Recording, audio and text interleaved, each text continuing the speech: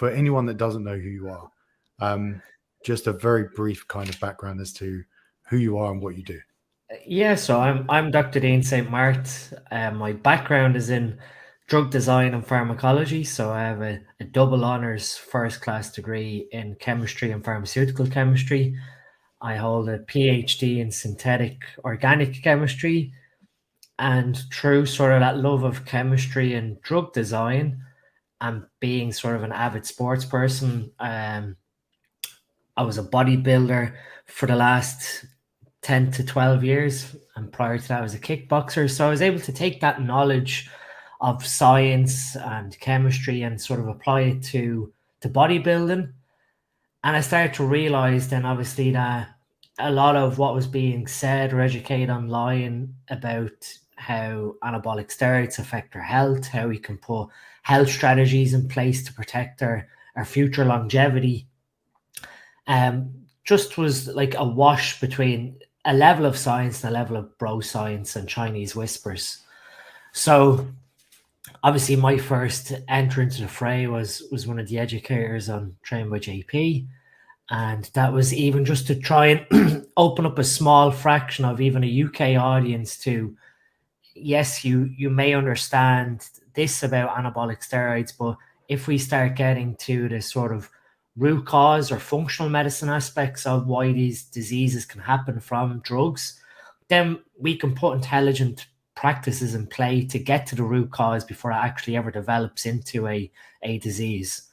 And so that led me down into becoming really interested in supplementation and, formulating supplements that have good clinical efficacy. So there's good clinical data to the ingredients that offset, diseases like liver disease, cholestasis, where there's cholesterol building up in your liver, non-alcohol fatty liver disease, and even trying to get guys to understand that whilst cholesterol is very important towards cardiovascular disease, the oxidation of that cholesterol and the damaging aspects of what reactive oxygen species do in your body is probably more so something you should be paying attention to, especially, if we're going to consider the bodybuilding audience.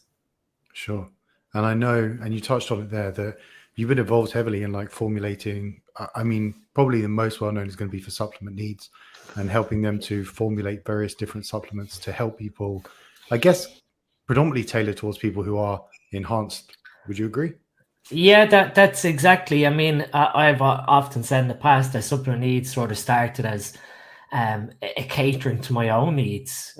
So these were formulas that I'd sort of made for myself and was taken daily. And then through my friendship with Lee, we slowly started to realize that no one in this fitness space was catering for bodybuilders in this sort of capacity that, like myself, I was buying a supplement off Amazon. I was buying it off like another supplement retailer. I was like spreading myself thin, having to get like 16 or 17 different supplements for, say, heart health.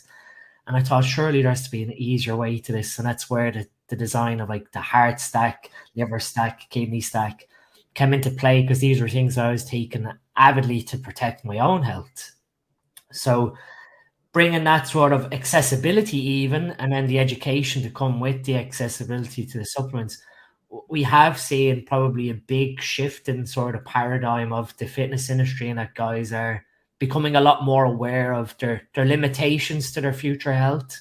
Sure. And starting to, realize as amateur athletes, which is probably what the majority of people are within the fitness industry, that some of the risks that you're taking really have a big impact to your later life. That is it really worth it in the short term for short-term gratification, when the sort of scenario I was put forward is you can do some silly things in your 20s, and then when you get to your mid-40s and you've established a family, if those silly things come back to haunt you, or you suffer a disease, or you suffer a health implication, suddenly it sort of becomes there's no warranted scenario to it, where, say, if you have a wife and you've never told about your history of using these compounds and you suddenly drop dead of a heart attack in your garden in your mid-40s, these things, obviously, the sooner we can implement the education to younger people to understand these risks, then we are protecting, obviously, their future longevity and their future families. I think that's like a huge point. And I think it's so difficult because when you're young, so if I go back, I wasn't even young because it was like 10 years ago probably that I started getting into fitness and bodybuilding. But I immediately, with no understanding of physiology, biochemistry, anything, I just went on the forums like everyone does. Like the first cycle you had to do was 500 milligrams of test. So jumped on that. And then before I knew it, within a couple of years, I was probably blasting tren, insulin, growth hormone, all these things, thinking with no idea of like the repercussions long term. And it's only really been, and even if someone told me then, like 10 years ago, I'd have been like, oh, I'll be fine. It's not going to happen to me. I'll be good. And it's now only as my life and perspective has changed on things that I've started to realize, for me anyway, and this is the big question of what I want to get into today, right? So my conclusion is that building muscle and trying to have this like physique, a super physiological level of drugs, and having this physique that people would aspire to achieve, and longevity, living as long as possible, in terms of like the biological processes that take place in order to build muscle or to live as long as possible, for everything I've researched, they appear to be at polar opposite ends of the spectrum. And so I'm really hoping that today you're going to tell me this wonderful solution that means I can live as long and healthy as possible, but also continue to build muscle. Yeah, it is. It's a complex paradigm, and I mean, only recently I done like a short and snappy Canva post of, your physical appearance gives you an indication to your sort of cellular appearance. So if you physically age rapidly, it's not to try and scare anyone, but if your physical appearance, which is dictated by your collagen, your cellular structure of your skin, if that is aged, then more than likely you've aged other cells in your body that you physically cannot see. And this is where we get into, obviously, muscle building relies on energetic pathways that creates new proteins, and longevity is sort of the reverse, where you're trying to slow down the creation of proteins. You're trying to slow down the replicative processes in the body so that you're preserving cells from either becoming dysfunctional, which we consider them going senescent. So they've effectively reached a limit of cellular division. So the cell effectively becomes aged, but your body's not capable of seeing that aged cell. So it just allows it to live. But that cell is very dysfunctional to your body. So as we age, we end up with all these senescent cells in our body, and skin wrinkles would be a classical symptom of that, where the collagen structure of the skin has aged, but you still have healthy skin cells around it. It's just that you've lost function to that particular part where the wrinkle has occurred, or even the production of melanin within your hair follicle that creates your hair color, so your beard color. You start to see gray hairs develop into the beard. But the problem with senescent cells is they affect all the cells around them. So that's why when you develop one gray hair, you start to develop clumps of gray hairs, because that one gray hair cell starts secreting inflammatory signals that start affecting the other cells around it. And the whole point of longevity is getting your body to understand that these senescent cells, these like old aged cells that can no longer divide, serve no function to your body, and to remove them. And that's that process that everyone's sort of seeing the buzzword of autophagy or mitophagy, which is effectively a process where your body just tells the cell to degrade itself, to sort of melt itself from the inside and degrade to clear it away. So when we're looking at longevity and muscle building, everyone's probably really familiar with mTOR. It's another sort of buzzword that's thrown around, but mTOR was effectively discovered based on the action of what a drug known as rapamycin had on fungal cells, and then you were able to isolate how that drug worked on mammalian cells. So mTOR stands for mammalian target of rapamycin. And it basically is, without getting into like the heavy science, it's like a cellular machinery mechanism that effectively creates proteins in our body. So it's not just muscle protein that we're interested in. We're talking about all structural proteins of the body. And so the body sensing a level of energy balance and nutrient availability, and when nutrients are high, you effectively are creating more metal donors. So your metal donors are effectively these molecules that turn on and off aspects of your genes. And so what we're starting to see is that we know that leucine, so anyone that's listening is probably familiar that leucine is what triggers off muscle protein synthesis through mTOR, and that's why we want to have ingestion of protein every 2 or 3 hours to elevate muscle protein synthesis.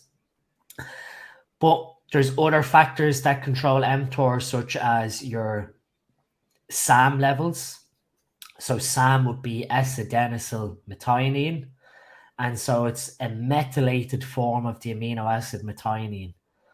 So one of the things that we see with longevity, in particular, would be caloric restriction would be one of the things that would massively impact our longevity, because we're decreasing nutrient availability and we're switching on pathways like AMPK. And to make it really simple, AMPK is a cellular signaling pathway when nutrient availability is low in order for you to generate your own energy. So when we reduce caloric intake, we're reducing nutrient availability. So we're reducing the availability of glucose and amino acids.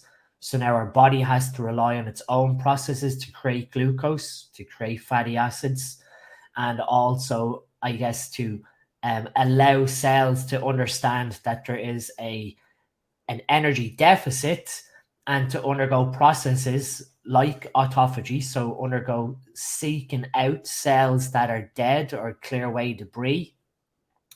And so if you are a bodybuilder and you're chronically elevating mTOR every 2 or 3 hours with ingestion of leucine or the amino acid methionine, you're going to run into an issue whereby, okay, you're generating muscle protein, but you also run the risk of creating dysfunctional proteins in your body because you have this chronic elevation of mTOR. So whilst you are rapidly building muscle protein within skeletal muscle cells, you could start to develop, again, dysfunctional proteins in your skin. So obviously when you start aging, and you know, there is a fine balance here, I think, between cellular aging is going to be a risk for those who are genetically susceptible. I'm not going to say that everyone's going to genetically age depending on their practices or what they do in bodybuilding. But if you are using anabolic steroids, which influence your nitrogen retention, so it influences how your cells retain amino acids, so you have more amino acids available to skeletal muscle cells to build proteins, you're also retaining amino acids in all cells of the body. So now all cells that have been triggered through mTOR are creating proteins. And if that, I guess, protein synthesis rate is elevated, mistakes are going to happen in your body. And, you know, our bodies are designed to have a level of leeway that if we do create dysfunctional proteins or we have mismatches in DNA, our body's able to sense that and effectively remove the garbage that's been made. It's when you have this chronic elevation and you're making a lot of mistakes quite frequently, that's when you start to see the dysfunction play out. I've got so many questions around this, Dean. so like a couple of questions that come to mind, because I want to figure out ways to like hack it, right? So that we can have the best of both worlds. So I'm going to throw a couple of ideas at you to see if these are complete nonsense, that this just wouldn't make any difference, or if you think there is some weight to this and possibly could work. So one of the ideas I've had is you could do protein cycling. So for example, on a training day, you could stimulate muscle protein synthesis every 3 hours, mTOR, as much as you possibly could. And then on your rest day, perhaps you could almost do like a, not time restricted feeding, but maybe like a 600 calorie day. So almost like a fasting mimicking type diet. So that was one idea. The other, or so instead of doing like an alternative day like that, would there be more benefit if you just blasted for 4 weeks and then you did a prolonged fast of like 4 or 5 days to give your body opportunity to kind of repair itself and do these things? Is there any like value to either of those? I guess the one thing we have to understand, as even from bodybuilding perspective, is that your rest days and recovery is probably more important to the actual nutrition on the training day itself. Sure. So when we have like nutrition on training days, that serves more to your recovery as opposed to nutrition to fuel that training session in of itself. So really, when you're eating carbohydrates before a training session, okay, it's to stabilize blood glucose levels, but it's not playing any purpose to glycogen that's effectively going to be used during training, but it will fuel the synthesis of that glycogen after the training session. So if we're sort of looking at strategies of how you could play this out, yeah, you could probably, more than likely, probably what you would do is probably, again, you're going to run into issues here because your recovery is going to be impacted whatever way you understand this, especially if you're training.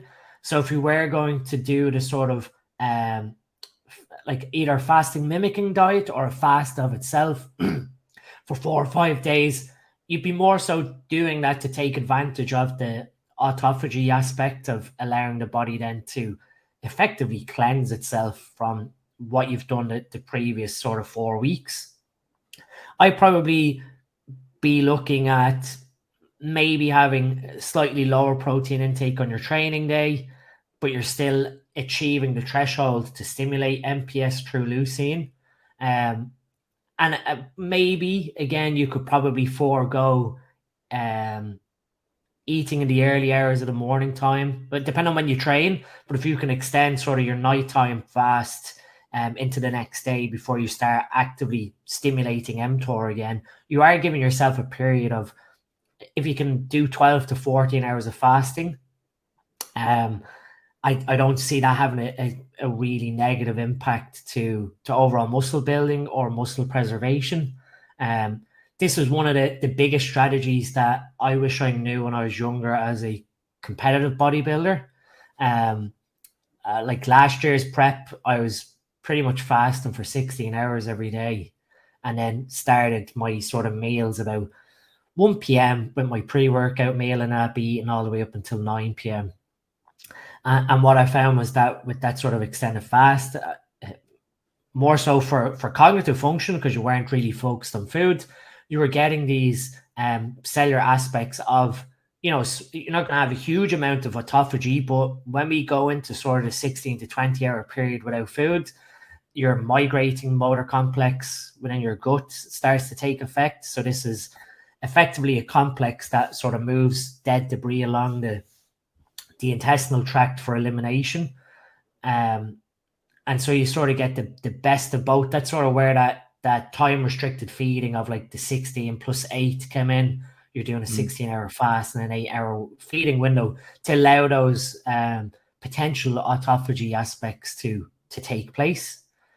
But I guess the thing with dietary restriction, we have to be mindful that we don't run into issues if we're going to do extended fasts that the person's capable of partaking in them. So again, it wouldn't be something, if someone was, say, type 1 diabetic, they would have issues obviously sustaining a long-term fast. Sure. They're going to really rely on them to monitor blood glucose levels very, very carefully. Older age people potentially might have issues again with glycemic control. So I like long-term fasting. I like, if you can do a 2 or 3 day fast at least twice per year as a I guess a competitive bodybuilder, you're going to see huge improvements to digestive health, but also to appetite. We do see obviously your appetite, the neuronal hormones that are made in our gut that signal food availability and signal to your brain about appetite control, and obviously ghrelin release from your stomach. If you're chronically eating high amounts of food, eventually you do see that downregulation of those appetite hormones from the gut. And that's where people eventually just sort of lose compliance to clean eating and sort of following a structured plan, especially in off season, because of that sort of monotony, and eventually the satiety aspect of that food just completely drops away, and you start seeing people obviously resort to junk food and sort of very easily accessible processed food than maybe the nutrient dense food that would serve them better towards, if we're going to have the discussion of longevity. Sure.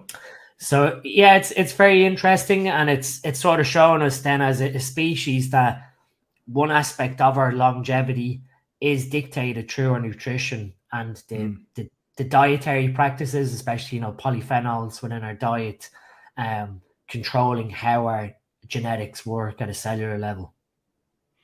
Do you think that like an 18-hour fast is long enough to stimulate autophagy and AMPK and all these like repair pathways? Because I know a lot of the studies previously have been done in rats, and obviously in rats, their metabolism being like 5-6 times faster than ours or something. Like it's like 18 hours for them is the equivalent of like, I don't know, crudely 5-6 days or something for us. So would we in 18 hours be able to benefit, or is it more like the digestion, which then has this like knock-on effect of the benefits that brings us? Yeah, this is a really interesting thing that you brought up, because when we're looking at longevity, there's very little studies done in humans towards longevity. What we're sort of doing is longitudinal studies where we're looking at a subset of a Japanese population or a subset of a Mediterranean population, and we're sort of extrapolating out dietary practices and potential genetics that come from them populations. So you have brought up, if you PubMed longevity, you'll find hundreds of studies on rats all the way back to flies, and X compound increases longevity of this fly species. But it's very difficult to then extrapolate that data back to humans and then to actually have the ethics in order to run that product through a clinical trial to prove longevity. The other, I guess, side note is that we're starting to view longevity more so potentially as an evolutionary aspect to our human biology.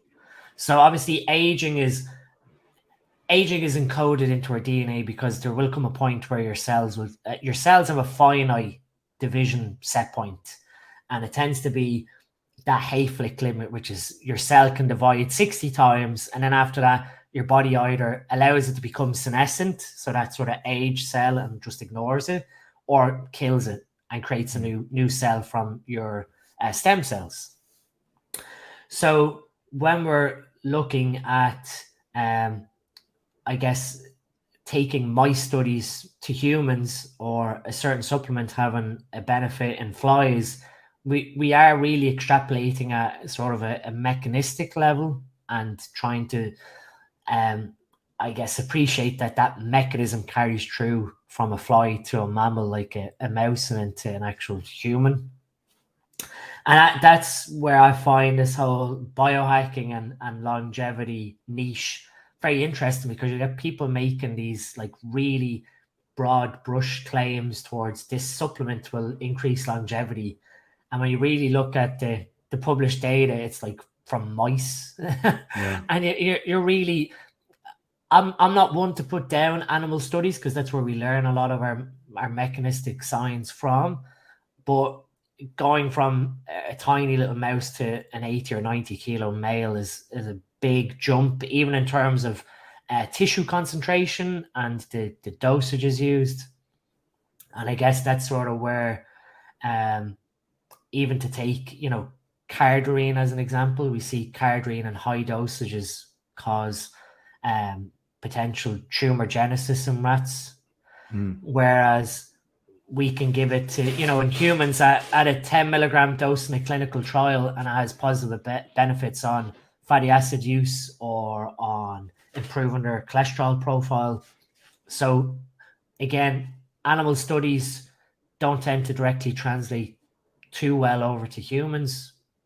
And so I think fasting for 18 hours, if anyone's ever done like even a 24-hour fast, they will find that their digestive processes in terms of their peristaltic movements, so in terms like bowel movement, speeds up. So you end up effectively sort of purging what's in the small and large intestine. And I guess that's one thing that becomes, I guess, a little wary towards even the arguments of following a carnivore diet versus vegan, in that putrefied proteins tend to accumulate in our gut if we don't have sufficient fiber to clear that protein out of the gut.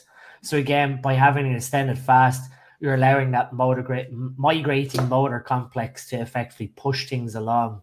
And I guess I don't like saying cleanse, because it's sort of like a really false word, but you're effectively helping to push some of the debris that is within your intestine that's been sort of sitting there for quite some time.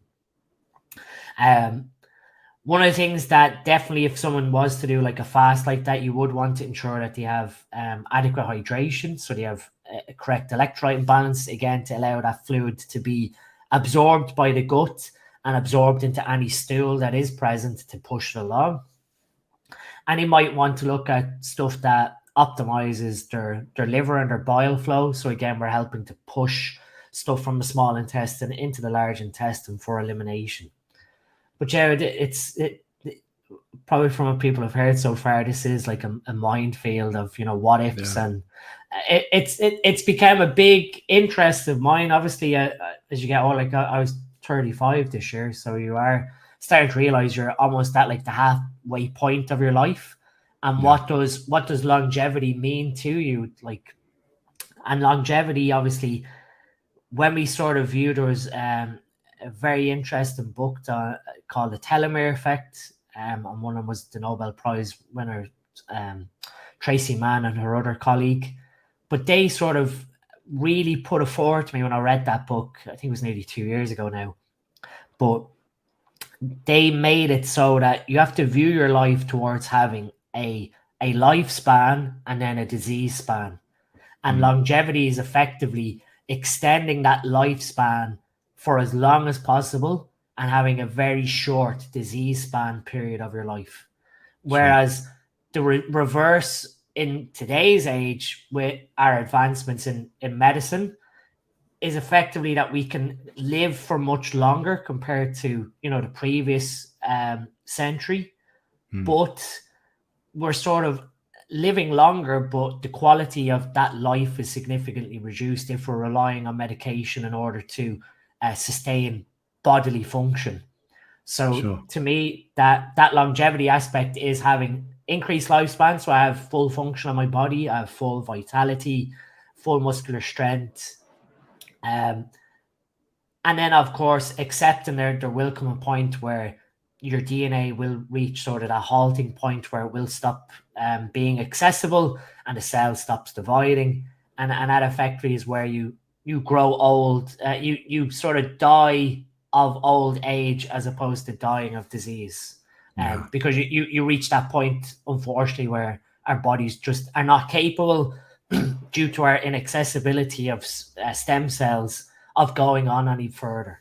And I guess that's sort of the real science fiction aspect to longevity, is that can we come to a point where we can artificially induce I guess stem cell overhaul of our body, when, say, if we reach our 60s, that you can get a sort of an infusion of stem cells where your body's basically able to go back to 4 or 5 years of age and start replicating cells from that point. But it's all really, it's out there. Like long term, I think that's a real possibility, just from my understanding of technology. And I mean, within medicine itself, over the next 10 years, we're going to do the equivalent of 200 years worth of medicine over the next 10 years. And so that's 10 years. And so if we think 20, 30, 40 years from now, I'm very optimistic that that's all going to take place in the future. But for now, I want to keep myself as healthy as possible, whilst also being able to maintain some level of muscle mass.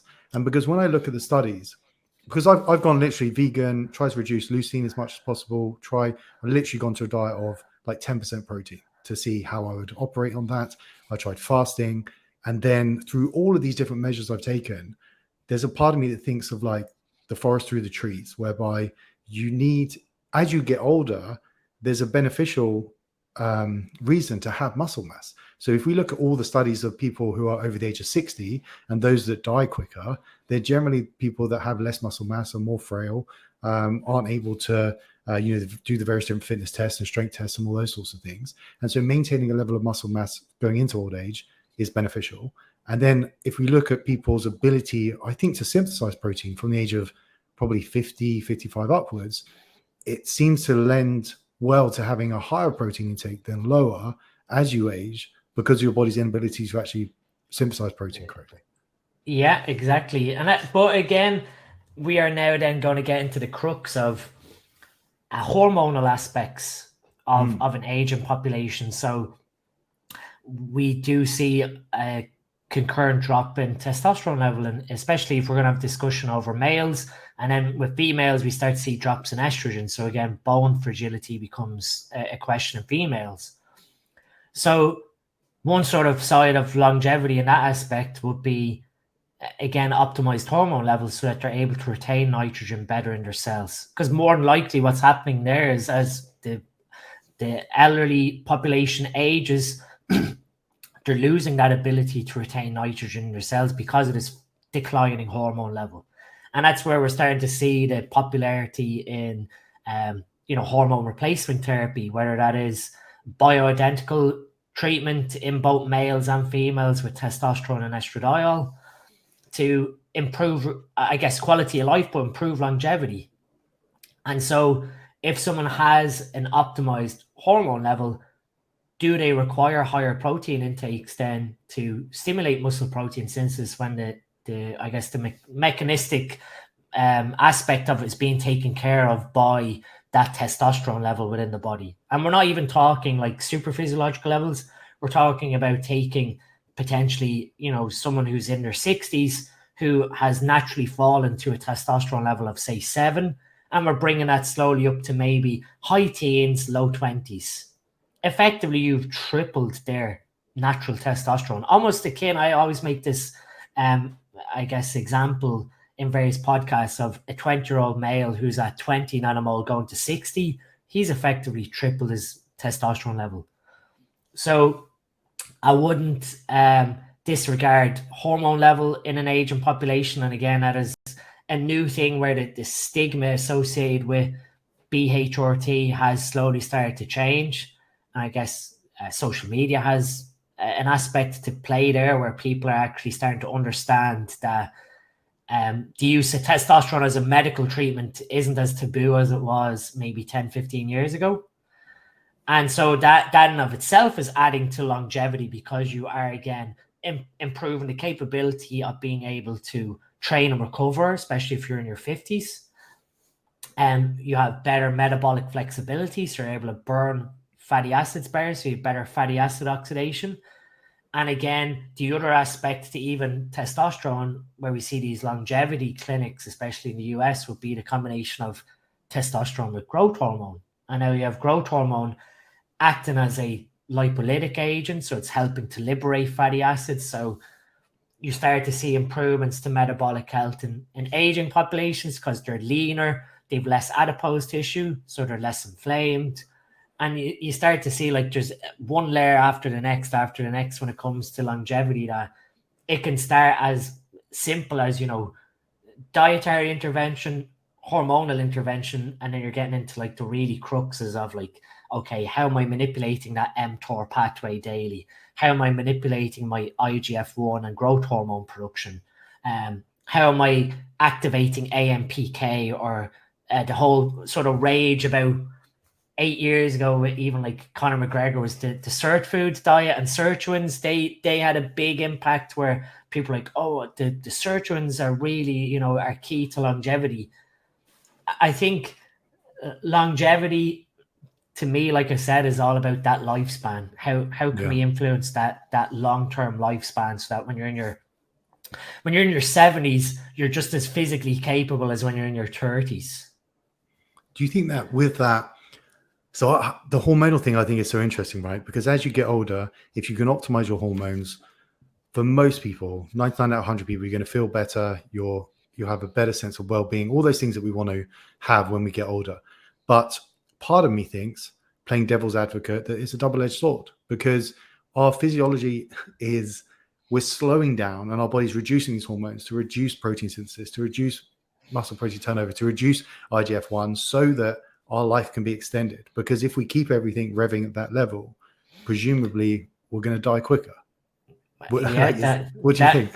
That is a devil, and again, that's, I guess that comes down to personal preferences, because everyone's going to have different views on longevity. So, and again, that's sort of where you see people saying, "Oh, like, I'd rather live a really fast and fulfilled life and die in my 50s than like grow old and not have the same function as when I'm in my 30s."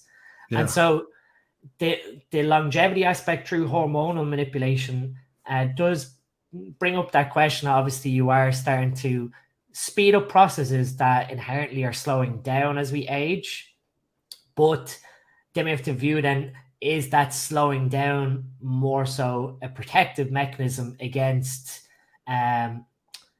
cellular defects, so that if you create a dysfunctional protein in old age, you're sort of senescent mechanisms to get rid of those dysfunctional proteins or cells is a lot more reduced than when you're younger. Sure. And so you're treading on that course of, okay, yes, you could potentially then start triggering these oncogenetic genes, which are effectively cancer causing genes. So yeah, it is a really, like, it's sort of like, I guess, up to the person's quality of life. And again, we're always playing with risks here. If you can if we can extend someone's life, even with simple pharmaceutical therapy. So for example, if someone is hyperlipidemic, where they have elevated cholesterol, and we are effectively offsetting cardiovascular disease with the use of medication, but that person is severely frail and aged, so we're preventing the body from having cardiovascular disease dysfunction, but that person doesn't have any sort of, I guess, motor function, so they don't have the strength to really do day-to-day activities, and they're effectively just existing. We have to view then what was the purpose of the medication in that aspect, where you're preserving, I guess, longevity, so the person is living longer and they are mentally present. But again, this is such a rabbit hole that you're effectively existing for the people around you versus existing for yourself, and that is it's such a mortal aspect of thinking into when we're reached that sort of geriatric age, where we are we still going to exist for ourselves and what we do now in our in our 30s and 40s, or are we just existing, when we get older, are we existing to be present for those who need us? So again, that's a huge question that everyone has to answer again towards their own longevity. Yeah, I'm going to give you an example of something before I get on to what I think are some really interesting questions. But there's a family member, and I won't say who it is because I don't want them to get offended, but they're at an old age whereby they take a shopping list of pills. So I've gone through all their medications, everything they take, and we all went and got blood work. So this is part of the fun in my life, is that if people come and visit, I'm like, we should all go and get our blood work together. Like, let's check it out.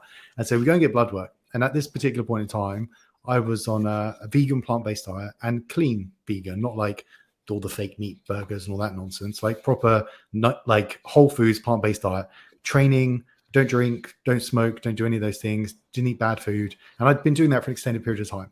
So we get blood work. This family member drinks, is considerably overweight, eats the most horrendous diet you could ever imagine, does zero exercise, like struggles to get out of a chair. We all get blood work, and their blood work was better than my blood work because of this like shopping list of things keeping them alive. It was soul destroying to see that. Yeah, and I mean that's sort of like the way I always describe like my interest towards conventional and functional medicine. Like, my background's in drug design, but it came to a point for me where drugs were being designed to control symptoms as opposed to getting to the root cause. Yeah. However, we do have, quite a few classes of medications that do address root causes. So statins block acetyl HMG. So again, you're going to reduce the amount of cholesterol that can synthesize into lipoproteins. You have, blood pressure medications that block either angiotensin converting enzyme or block the receptors. So again, you see blood pressure drop significantly. And, even something as simple as that, controlling blood pressure through medication could extend someone's longevity by 10, 15 years, where, they could have ended up at stage 1 or 2 renal disease with having that hypertension unnoticed, as opposed to it being clinically diagnosed and then the medication itself reducing their blood pressure, reducing the impact on the kidney staying intact. So again, we don't see increases in reactive oxygen species or inflammation and all these processes that would sort of downstream feed off that elevated blood pressure. And it's sort of even my dad's side. So I'm half Mauritian. My grandmother, so my dad's mother, she lived to 92. And again, I could show you pictures of her and she looked probably in her 60s. And even like my dad's going to be 70 this year. And my dad looks probably no older than 50. So, it comes down to there are genetics here that control aging, as to speak. But, with medication, especially with my grandmother, she was taking a statin and blood pressure medication because that effectively came on as she aged genetically. Sure. But again, that further extended her lifespan. But on the other side, then my grandmother ended up developing dementia and Alzheimer's. So, and that does run from, I'm really big into this longevity aspect. So I've looked at my genetics, I've looked at all my genes, the sort of really risky ones. And we have ApoE, which is sort of the 2 out of 4 variants. So there's a few variants of ApoE, and it's the lipoprotein that can potentially, we think, accumulates in the brain to trigger off plaque production. So by extending, obviously, my grandmother's longevity, she ended up developing, Alzheimer's and dementia because of this process of the body not being able to repair correctly. So we have to view that towards our longevity as well, and that going down the rabbit hole of your genetics, you start to uncover, there's things there that potentially might not want to know about. So obviously I'm fully prepared that I can put practices in play as I age now to protect myself from developing dementia and Alzheimer's through dietary control. See, that's a huge one.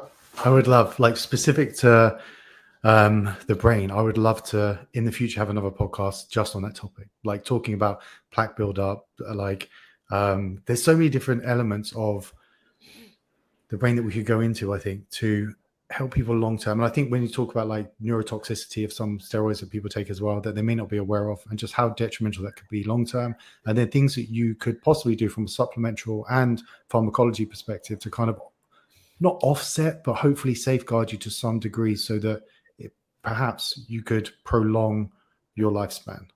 Yeah. I mean, that again is coming down to the whole aspect of when you age, are you existing for those around you or existing for yourself? And to me, it's devastating when you see even like close friends and family who have people who suffer with these mental disorders of aging, that the person has effectively lost themselves in a time loop where they have some level of long-term memory, so they can appreciate very minor things of the past, but moments are almost fleeting. So they're just really existing where their brain isn't able to comprehend what's happening in the present.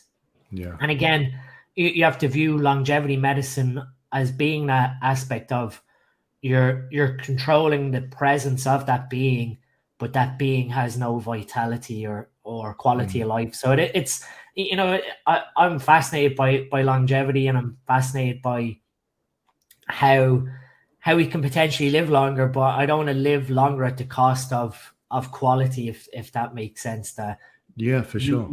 You want full motor control, and you want full cognitive benefit of being fully present. That it's very sad when you see someone who has, you know, very late stage dementia where, you know, 2 or 3 minutes can pass and it's like you weren't even present. Yeah, it is. It is horrible to see someone go through that. The What I want to do, and I really would love to talk to you about it, and the reason being is that so my father-in-law has he's been diagnosed with Alzheimer's, and so he's, from year to year you can see it, but it's not extremely progressive at the moment, but you can see it's kind of progressing over long periods of time. But I think that's going to shorten between each time that we see him. Yeah. So it would be great to go through that in detail. I really want to touch on, because otherwise I think we'll be here for hours. I want to touch on like a handful of supplements and a handful of medicines, drugs that perhaps people could Yeah. not take. We can't advise that, but consider. And so I wanted to run through. First of all, you mentioned previously about methionine, and I've seen some studies where restriction of that possibly can extend lifespan. But if you're eating a typical like high protein diet, there's going to be elevated levels of that particular amino acid. Can you offset that with taking like TMG, glycine? Like, are there things you can do to try and mitigate that